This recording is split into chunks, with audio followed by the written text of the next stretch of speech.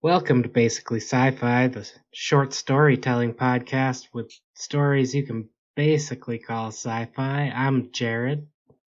And I'm Todd. And I'm Adam. And today we are doing the final story of the first round of stories that don't have prompts. Yeah.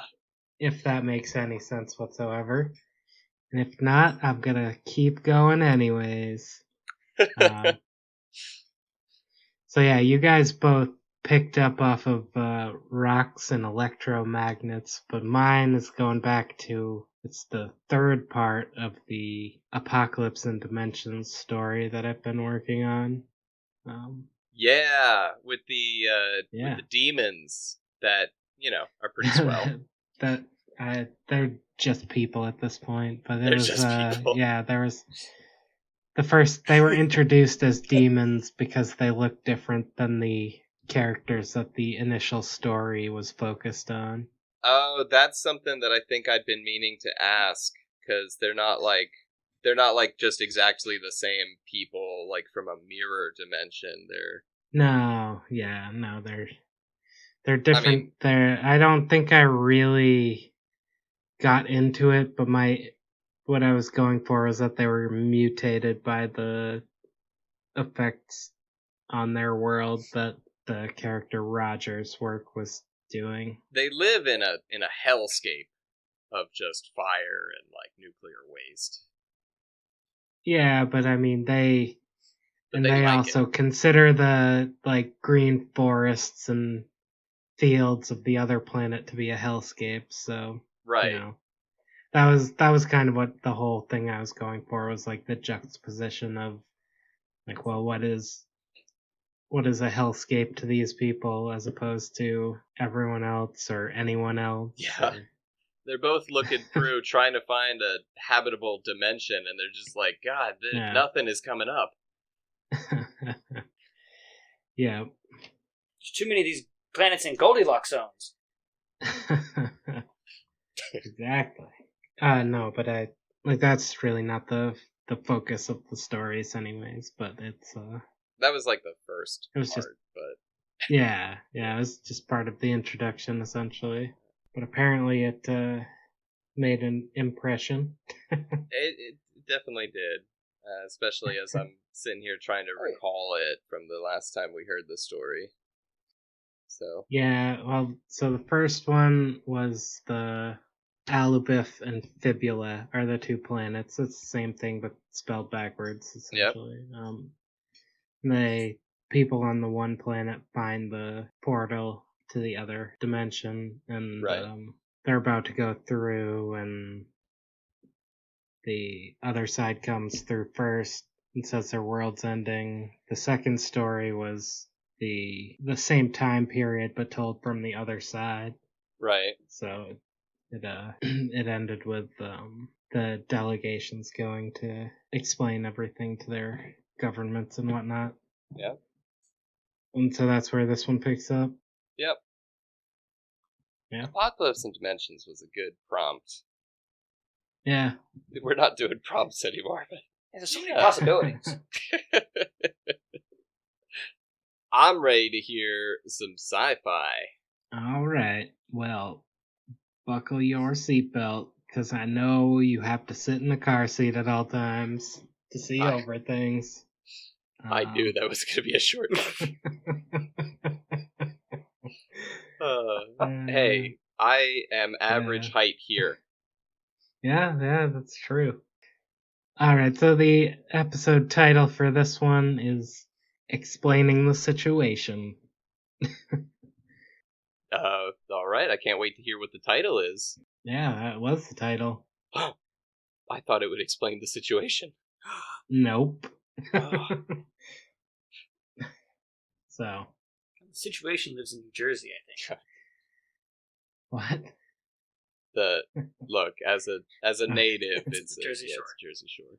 Oh man, is that still a thing? I think it is, actually. All right. Well, previously, one world was ending, another was going to help out, and a glorified janitor was worried that it might be his fault. The lead scientist, who should probably get a name finally, is now being called Benji. He had been a physicist at the Fibulan government's Science and Alphabets research facility on the capital continent. That's a good one. Yeah. That sentence is a fucking mouthful. Okay. However, more recently, he'd taken on more practical work. He put together his team of experts to find a way to finally prove that their planet was not a giant orange that had gone bad. A surprisingly common misconception on Fibula 16. This research had led them to the portal to Alubith. Their first trip across the portal had been quite informative, noticing that the civilization they encountered was pretty advanced. They seemed to harness energy from the air itself, and that sounds like a good idea to him. The scientists now had the opportunity to work directly with these apparent dimensional neighbors, and they couldn't fathom a potential downside or any reason that the world government would turn this idea down. Anyone except Jo, that is. She was extraordinarily adept at seeing the negative in any situation. Insert character. Yeah. Self-insert. Oh, that's... I guess it has been a long time. Well, never mind. You'll figure it out. Okay. Oh, I'm sorry. It's a recurring character. No, but it's a reference to a recurring character. Jo had been a mathematician for the major scientific research facility, specializing in what exactly the number of privately owned ferrets meant for the future of minor pest infestations in the public sector. As it turned out, the answer was not much. So she had signed on to the expedition through the portal. From the start, Jo had been skeptical of how the world government would react to another civilization, and the realization that they were in fact more advanced was further cause for alarm. The idiots in charge might react too violently, as fools tend to do, but these were concerns to address in time. The other scientists, Jen, Andrew, Mel, and Flippy, are expendable and not worth getting into. No. I want to know about Flippy. But they are there, and you should care about them for some reason. Maybe another time I'll get into Flippy. Probably not, though, because I will likely forget him immediately. No. If you forget him, he just disappears from existence. It just makes me feel powerful when I forget about a character that I've created, even if they are just a name. This motley crew of some of the planet's brightest minds made their way to the Congress's headquarters on the capital continent, where they were set to give their reports on the findings they made at the portal. So, the idea that your government will simply hand this material over seems a bit hopeful. Randall was also traveling with the scientists to make payment offers to the other world and further explain their situation. Well, it might help if we knew more about how your planet came to this cataclysm, Benji said. It all started a couple 100 years ago, when the portal between our worlds first opened. We quickly discovered that it was the metals in a meteor impact that happened to land in a particularly volatile puddle of runoff from Roger's work. We didn't know the specifics of Roger and his goo at the time, but over the next 50 years or so, the situation became more clear as we learned more about the fragile nature of this multiverse. So, Roger's been working closely with you? Jo asked, not suspiciously at all. Well, yes, Randall was interrupted by a messenger, sent to inform the group the Congress would hear their statements now. The scientists filed into the meeting hall, where a podium stood in front of a large semicircle of seating, full of hundreds of diplomats and politicians from around the planet that had gathered to hear the reports on the portal expedition. This was probably the largest gathering the Congress had ever had.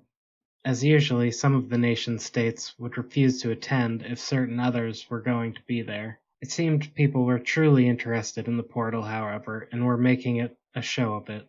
Benji started things off.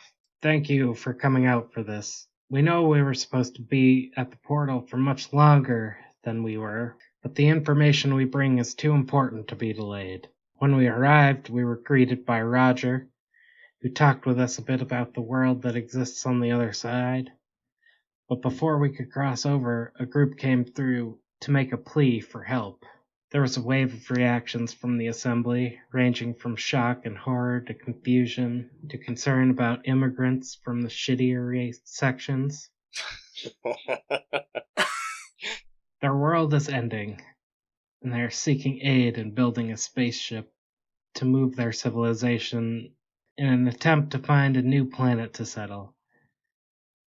They need our help in making supplies and parts for this massive undertaking. There were more murmurs through the room this time, people considering what their own personal worst-case scenarios might be for this situation. Then the questioning began.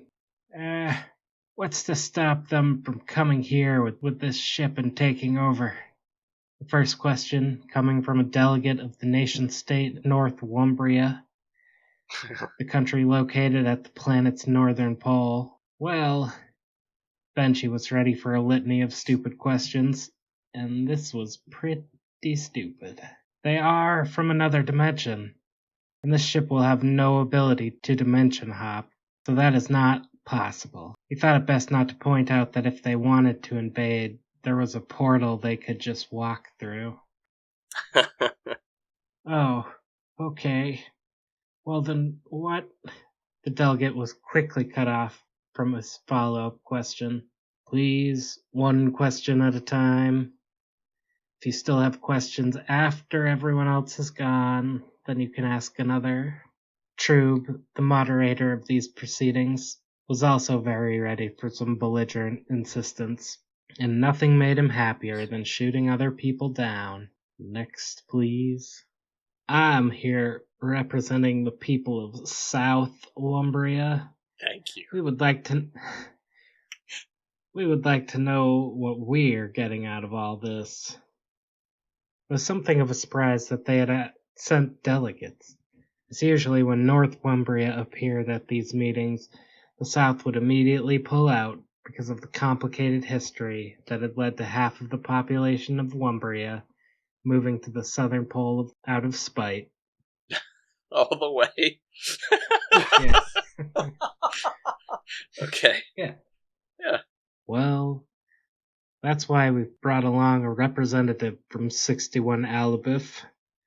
They've been given permission to make a deal with us. There's a degree of haste necessary to this decision, however, so a firm answer must be given within the week. Randall stepped up to make some offers. First, I'd like to say thank you for hearing us out in our time of need. Second, we have much we can offer you. Our sciences are a few centuries ahead of yours, and while we wouldn't want to supply you with weapons, we can help your medical sciences, providing cures for disease and advanced surgery techniques. We're also able to trade supplies that we don't need for our civilization ship, and regardless of whether you decide to help or not, we will send any excess supplies that won't hold up to space travel to you, just for taking the time to consider our request. Very well. Are there any further questions before we recess for delegates to decide what to ask for? Trube asked. The delegate from New Terrence stepped up. I have a question. Where am I? I instantly liked him. Okay. That's good. Yep. Because you'll never see him again. I know. Didn't even get a name. No, it's just the representative, but from New Terrence. Starting with He was quickly escorted out of the room, as there was no need for making jokes at a time like this. Was he joking? Yeah, he asked where he was. He said, "Where am I?" Yeah. Oh, okay, Yeah. so I'm worried that he was just like a lost old man who showed up at... I think I considered that when I was first writing it, but I wanted the other delegates that had spoken to be old men. Oh, and okay. So yeah. I know I'm not good at voices, so doing 3 old men would just get like all my other stories are, where you can't tell the difference between the characters. 3 Bane voices. Yeah. Where am I? Batman. Batman. I thought you were going for Deckard Cain, but okay. I mean, that's because that's the same. When I do Bane, it's the same as my old man voice. Yeah. Fair. It's because Bane is fucking years old. Yeah. Exactly. Joe stepped up to the podium. There is one more thing you should all consider. These people have been communicating with Roger, and as we all know, if they can persuade him to join them, our own world is doomed. Benji and Randall were a bit taken aback by this. They had traveled quite a distance with Jo and had no idea of her concern over the situation. It wasn't too surprising, though, given that the cultists were not particularly reasonable people. With this comment, however, the Congress took its leave as delegates left to discuss their wants and needs, and whether or not their countries actually had anything to offer. Several nations lacked manufacturing capabilities to add anything of value, and so were content to simply offer meaningless thoughts and prayers. However, since their god was Roger, and he was already helping, they felt justified in it all. When the Congress returned to session, only a few delegates had left, either complacent with receiving something no matter the decisions made, or just not wanting to help because they were that kind of people. You know, shitty. Shitty South Wumbrians. And also, the one country with a Jo cultist leader who left out of fear of Jo's comment. Those who did remain were split between those wanting to help, those who wanted to get the help from the other side for various reasons, and those who wanted to stop any interaction with these strangers because xenophobes gonna phobe, and I can't bring myself to pretend they won't. Yeah. You can only stretch the imagination so far. So just so far. True. The first delegate to bring forward a request was from Blumble, a small country that had some major manufacturing centers that they use to produce specialized materials for making very tall mechanical rabbits. Good afternoon, folks. We have discussed the request with our manufacturing leaders and have decided we can and will immediately change our machines to producing whatever is requested of us. We just need to know what needs to be made and how to make it. All we ask in return is any advice on improvements to our manufacturing process. With this generous response, the attitude of the Congress seemed to shift. People were suddenly ignoring Jo's comments from before. Much to her own chagrin, the room went from a mood of skepticism immediately into one of one-upsmanship, as nation-states started offering their own specialized services, requesting only ways they can do it better in return. From here, the scientists and Randall met to discuss their next step. I must return to Alabith to get the necessary experts to help your people out, Randall said. Yes, and I will join you to represent the Fibulans, as I have been given orders to ease the concerns of some of our nations. Benji kind of sprung this on him, but that's fair enough. Some representation seems reasonable. And with that, the other scientists went back to their various research jobs, except for Jo, who had other plans. She headed out to the cultist church on the capital continent to report on the happenings of this meeting. To be continued. Oh, God. That's why. They're all named Jo. Yeah, I guess it had been too long since we I recorded forgot that. One. Oh, that was the reference with that. You forgot that? Yeah. Because when he Yeah. said Joe and then Oh, she, the I was cultists are like, called oh Joe. yeah, they are all named Joe, aren't they? Yeah. Okay, yeah. So no, I was there at the twist that she was like betraying the scientists and being like, "But what about Roger?" Yeah. So yeah, I was there with you. Or with the hypothetical audience that wasn't prepared for that to come. Yeah. But they are all named Joe. That's right. Yeah. I wasn't ready for a female Joe because I spelled it J-O in my head. Oh yeah. Like, yeah, there's Joe. Yeah. I'm like, it's short for Jolene.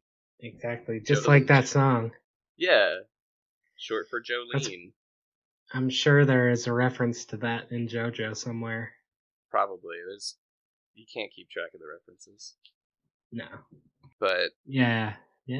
So what did you guys think? A couple of things I really laughed at were, I mean, just first off, like, getting back into the story, like, you know, I hear my story and I hear Adam's story, and then I'm prepared for one of those, and then it's like, oh, you've got a different writing style. And as soon as you say that, like, you know, they were doing research on whether or not their planet was a rotting orange, which was a common misconception, I'm like, oh, right, this is a Jared story.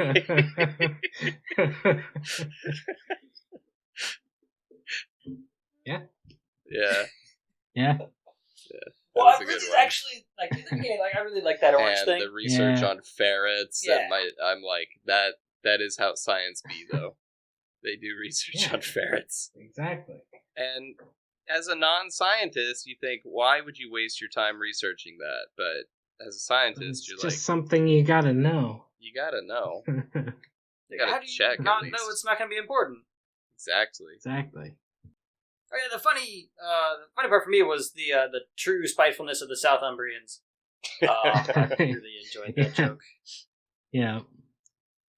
Just people doing things entirely motivated by spite always makes me laugh, so. That is so close to reality. That was a thing, though, because on the one hand, like, yeah, their entire people are motivated by spite. A lot of these people are of one mind. But I made a note going how, like, so in my stories, and I think a lot of fiction, or science fiction, I'll start with saying that, like, one planet, one government. And as I'm thinking, one planet, one government, and you're saying, yeah, the World Congress, right? But I'm like, I wonder how I would write a story if each planet had countries like Earth does. And then yours did, and I was like, shocked. Yeah, well, that was part of one of, I think, the first story as well, was that I mentioned their world government, like, how nations were constantly entering and leaving the World Congress out of spite. Okay. And then I just brought it back around for this one. Then in this case, World Congress doesn't function necessarily the way that, like, the National Congress does in America, but more the way the United Nations function. Yeah. Like, membership is voluntary. Like, maybe I was thinking it was a little more functional than the United Nations, but it sounded hella functional. Everyone was like trying to get in on all the helping. Or being around to be seen as if they were helping. Yeah. I watched the news and it's all, that orange asshole in DC, and so I figured why not make them, like, function intelligently. Yeah. And add a couple of jokes here and there about people being petty. But they were going to get something out of it petty, anyway. but functional. Mm-hmm. Well, the comedy of it is that they're extremely functional and yet also spiteful and silly. Yeah. And yet they get over that Because sure, maybe that's your natural impulse, but maybe that's not how you govern. Maybe. Who knows? We'll never know. We'll never know. It feels a little bit like Gulliver's Travels, a little bit, in that sense. I have never read that. Oh, dude, you gotta. Like, all four, I think there's four parts. Gotta read it. Oh, man. Never read it, never seen a movie version. Yeah. I don't know, I just never entered my consciousness, other than I know there was a guy who was alternately big and small in different we had to parts. read it in school, so I mean, I don't know. Yeah. I mean, well, for the if we had to read it in school, then I did not read it in school. I meant I had to at my college as part of like lit survey classes. Yeah. Was it lit? It was lit. There were a lot of books that I didn't read in high school, but I don't remember that one being one of them specifically. Yeah, no, I don't think we had to in high school, but yeah. But the comedy of this is that like he shows, different governments working in different ways. Yeah. But as the main character, he always criticizes them from the perspective of the UK at the time being the world's most perfect government. And then he goes to a utopia and everything works perfectly. And he's like, you guys fucked up. How come there's no property rights? Why is no one paying taxes? Right. We don't need to. And he's like, there should be taxes. There should be poor people. And he fucks it up. It's like the conservatives don't like to watch Star Trek, and they just don't understand. Because they're dumb. I mean, when you have unlimited resources, though. Yeah. Like they do. Post-scarcity society. Yeah. I mean, technically, we are post-scarcity right now. Anyway. Moving on from that.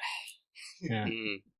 If I had one criticism, it would be that a lot of your sentences start with discourse markers. That's it. That's my note. What? Discourse markers like so and well. Oh, yeah. That's because that's how I speak. I know.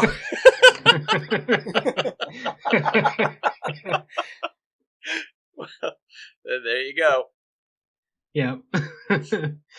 Probably not going to change. Sorry. Maybe.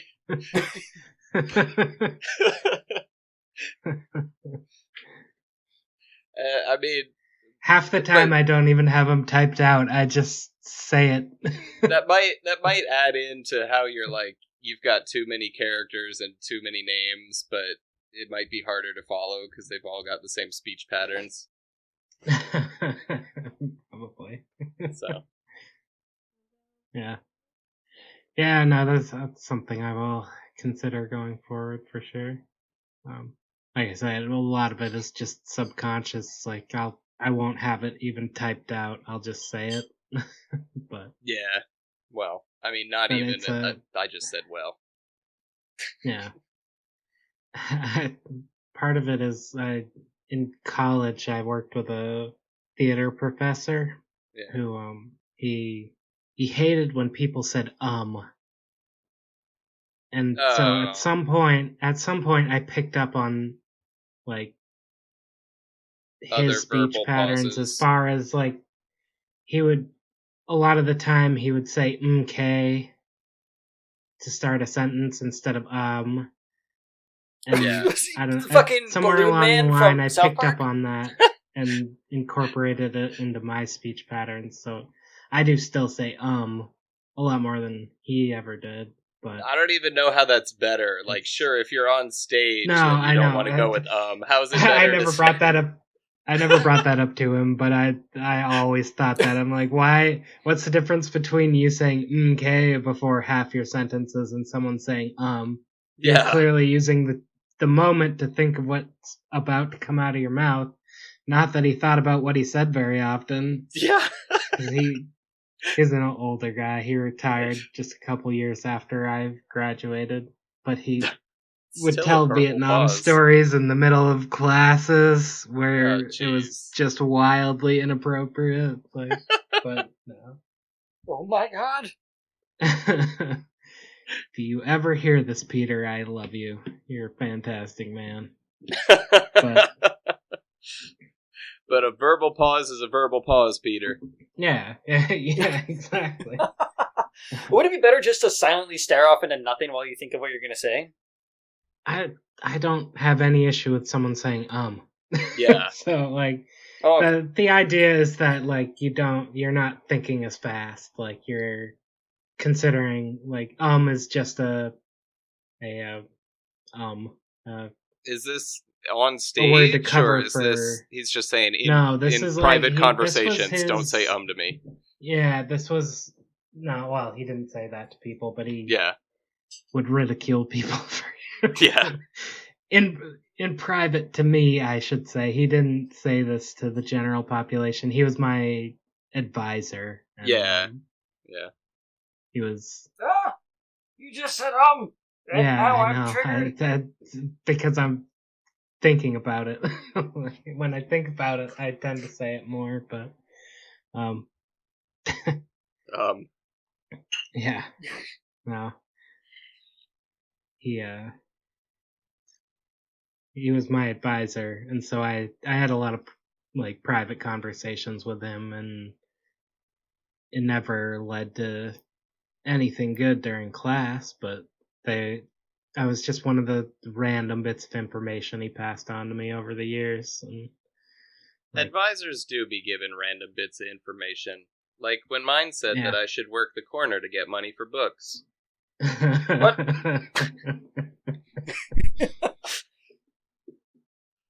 No. But back to the.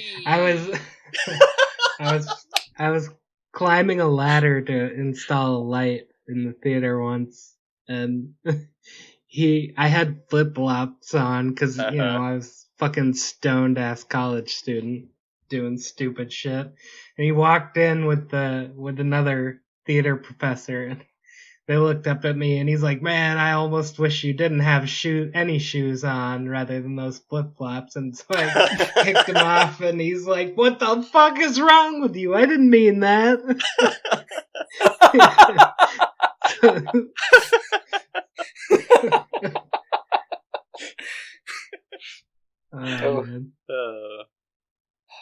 Anyways, what are we doing? Why are we talking about Peterson? Feedback. The Theater Kid podcast. Feedback. Yeah, exactly. Yeah, so I do agree with the verbal pause thing. It will, I think, cutting out a little bit of the way that you naturally speak, and like,